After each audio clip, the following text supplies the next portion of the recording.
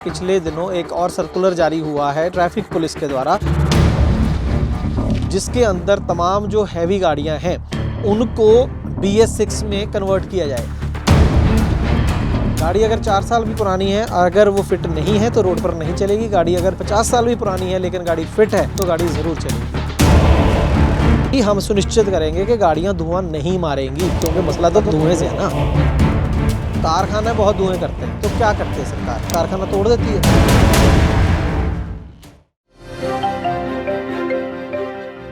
दोस्तों, ये हम सब जानते हैं कि दिल्ली NCR रीजन के अंदर जो 10 साल पुराने डीजल वाहन और 15 साल पुराने पेट्रोल वाहन नहीं जा सकते हैं। सुप्रीम कोर्ट के ऑर्डर हैं बहुत पुराने। उन वाहनों को पकड़कर जब्त करके उनका मलबा बनाने का आदेश है बहुत क्लियरली। लेकिन आज हम आपको जो खबर देने जा रहे हैं वो ये है कि पिछले दिनों एक और सर्कुलर जारी हुआ है ट्रैफिक पुलिस के द्वारा, और इस मामले में सख्ती जो है थोड़ी बढ़ा दी गई है। कहने का मतलब है कि अगर थोड़ी बहुत गाड़ियाँ निकल रही थी तो अब वो बिल्कुल भी नहीं निकलेंगी। हो सकता है आपने इसका इम्पैक्ट ऑलरेडी देखा हो।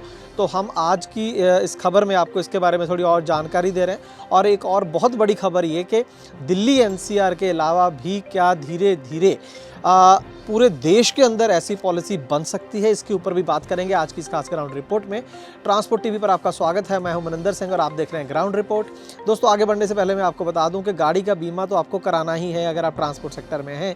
तो सबसे बढ़िया और जहां पर आप भरोसा कर सकते हैं, ट्रांसपोर्ट मॉल से आप बीमा कराइए गाड़ी का। 90-831 पर अपनी गाड़ी की RC और जो मौजूदा इंश्योरेंस पॉलिसी है वो भेजें, और आपसे टीम बात करेगी और आपको निश्चिंत होकर आप वहां से बीमा करा सकते हैं। आपको बढ़िया गाइडेंस मिलेगी और बढ़िया बीमा पॉलिसी मिलेगी सही प्रीमियम के ऊपर। और अब हम वापस आते हैं आज की इस ग्राउंड रिपोर्ट पर। तो दोस्तों, हुआ ये है कि ट्रैफिक पुलिस हरियाणा के द्वारा एक सर्कुलर जारी हुआ है जो कि आपकी स्क्रीन पर है। इसमें यही कहा गया तमाम जो पुलिस स्टेशन इंचार्ज हैं, ईस्टर्न वेस्टर्न ट्रैफिक जोन, तमाम तरह के जो ट्रैफिक हेल्प सेंटर, सबको एक सूचित किया गया है कि इन गाड़ियों को छोड़ना नहीं है और सख्ती करनी है, इन गाड़ियों को पकड़ना है। यहाँ तक हो रहा है कि हर जिले में कौन सी गाड़ियाँ 10 साल पुरानी है डीजल की, उनकी सूची बनाई जा रही है, और 15 साल पेट्रोल की, क्योंकि ये डेटा तो DTO के पास होगा ज़रूर। तो काफ़ी ज़्यादा सख्ती की जा रही है। हम आपको सूचित करना चाहते हैं कि अगर आपकी गाड़ी इस रेंज में आती है तो मेरे हिसाब से तो बेस्ट तरीका ये है कि उसको देश के किसी और कोने में बेच दो, क्योंकि हर जगह तो ये नियम नहीं है, सिर्फ दिल्ली NCR में ही है। तो आप वहाँ जाके बेचो, और डेली का इतना रिस्क लेने की ज़रूरत नहीं है, क्योंकि बहुत बड़ा रिस्क है। बाद में कोर्ट कचहरी कोई सुनेगा नहीं, क्योंकि सुप्रीम कोर्ट के आदेश हैं। और यहाँ पर मैं आपको बता दूँ कि हरियाणा के 14 ज़िले इस एरिया में आते हैं जहाँ पर ये गाड़ियाँ बैन हैं। फरीदाबाद, गुरुग्राम, नूह, रोहतक, सोनीपत, रेवाड़ी, झज्जर, पानीपत, पलवल, भिवानी, चरखी दादरी, महेंद्रगढ़, जींद और करनाल। यहाँ पर अगर ये गाड़ियाँ पाई जाती हैं तो गाड़ी को पकड़कर कबाड़ कर दिया जाएगा, तो बिल्कुल नहीं ले जाना है इधर। और दूसरी चीज़ मैं यहाँ पर आपको एक और बताऊँ कि जनवरी के अंदर हिंदुस्तान टाइम्स की एक खबर है, वो एक हवाला दे रहे हैं सुप्रीम कोर्ट के एक आदेश का यूनियन गवर्नमेंट को, सेंट्रल सरकार को, कि भाई एक नेशनल पॉलिसी बनाओ जिसके अंदर तमाम जो हैवी गाड़ियां हैं उनको BS6 में कन्वर्ट किया जाए। हमारे पास ये कोर्ट ऑर्डर नहीं है इस टाइम, लेकिन इसका मोटा मोटा मतलब, अगर हिंदुस्तान टाइम्स की ये खबर सही है, इसका मतलब ये निकल रहा है कि भाई धीरे धीरे उनको भी फेज़ आउट करने का प्लान बनाओ और सिर्फ BS6 गाड़ियाँ चलें। क्योंकि आज की डेट में ये है कि नई गाड़ी खरीदनी है तो BS6 चलती है, लेकिन पुरानी जो BS4 हैं और वो 10 साल की रेंज में हैं, यहाँ 10 साल से भी ज़्यादा हैं, दिल्ली NCR को छोड़ के मैं बात कर रहा हूँ कि बाकी राज्यों की, तो वो चल रही हैं और चल सकती हैं लीगली। लेकिन सुप्रीम कोर्ट के आदेश हैं कि इसके ऊपर पॉलिसी बनाई जाए। अब सेंट्रल गवर्नमेंट बनाएगी नहीं बनाएगी, अब नई सेंट्रल गवर्नमेंट आएगी वो क्या करेगी, लेकिन एक तलवार ज़रूर है। ये भी एक सीरियस खबर है कि नई जो सरकार बनती है, यही सरकार रिपीट होती है या कोई और आती है, उनका क्या रुख रहता है इसको लेकर। ये एक बहुत बड़ी वो है, क्योंकि सुप्रीम कोर्ट ने इसमें यह कहा है कि सिर्फ दिल्ली NCR के लोगों को ही स्वच्छ हवा लेने का अधिकार नहीं है, बाकी देश में भी है।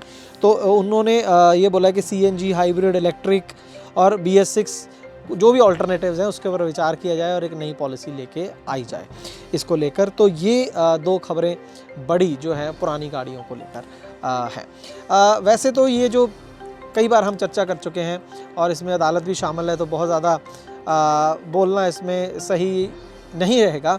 लेकिन मैं अगर आपको विदेशों की बात करूं तो कनाडा, अमेरिका, ऑस्ट्रेलिया, आपको यहाँ पर गाड़ियाँ मिल जाएंगी 40-40 साल पुरानी, 50 साल पुरानी। हिंदी फिल्मों में जो पुरानी कारें देखते थे वो गाड़ियाँ भी मिल जाएंगी आपको रोड पर चलते हुए, और यहाँ पर सबसे कम एक्सीडेंट होते हैं, सब कुछ बहुत टिप टॉप है, कोई करप्शन नहीं है। लेकिन वो कैसे चल रही हैं, इन देशों में जो फिटनेस है वो ऑनेस्टली करी जाती है। हमारे तरह पैसे लेकर फिटनेस नहीं होती है, तो जेन्युइनली फिटनेस होती है। तो फिटनेस के आधार पर है। गाड़ी अगर 4 साल भी पुरानी है, अगर वो फिट नहीं है तो रोड पर नहीं चलेगी। गाड़ी अगर 50 साल भी पुरानी है लेकिन गाड़ी फिट है तो गाड़ी ज़रूर चलेगी। ये शुरू से बात करते आए हैं, लेकिन ये दलील शायद ढंग से रखी नहीं गई, या सरकारें नहीं चाहती हैं, कोर्ट के सामने रखी नहीं गई ढंग से, इंश्योर नहीं किया गया कि हम ये चीज़ कर सकते हैं।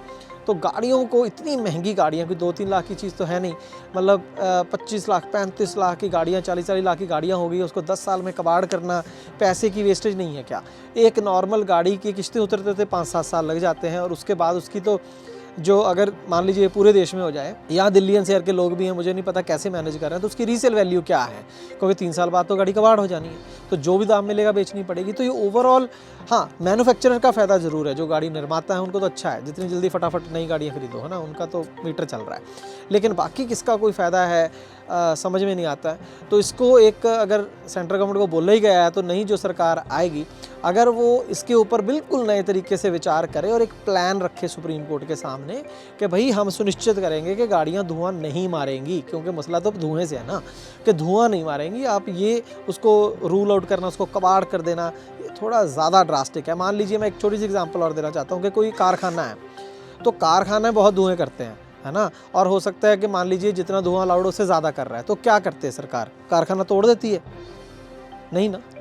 तो कारखाना तोड़ा नहीं जाता है, जुर्माना लगा देंगे, ज़्यादा से ज़्यादा उसको बोलेंगे कि भाई ये कुछ लगा लो, इसको कोई टेक्नोलॉजी कर लो, धुआं कम कर लो, यही होगा ना, कारखाना थोड़ी तोड़ दिया जाएगा। तो फिर यहाँ पर पूरी गाड़ी क्यों तोड़ी जा रही है? आपकी राय ज़रूर बताइएगा यहाँ पर। लेकिन मैं आपको बताऊं कि ये कसूर अदालतों का नहीं है, सरकारों का है। ये तर्क सरकारों को रखना है कोर्ट के सामने, तभी सरकार उस हिसाब से फैसला देगी। आपकी क्या राय है दोस्तों? क्या आप मेरी राय से सहमत है? तो कमेंट सेक्शन में ज़रूर बताइएगा। ट्रांसपोर्ट टीवी देखने के लिए बहुत बहुत शुक्रिया। वीडियोज़ को शेयर कर दीजिए। धन्यवाद।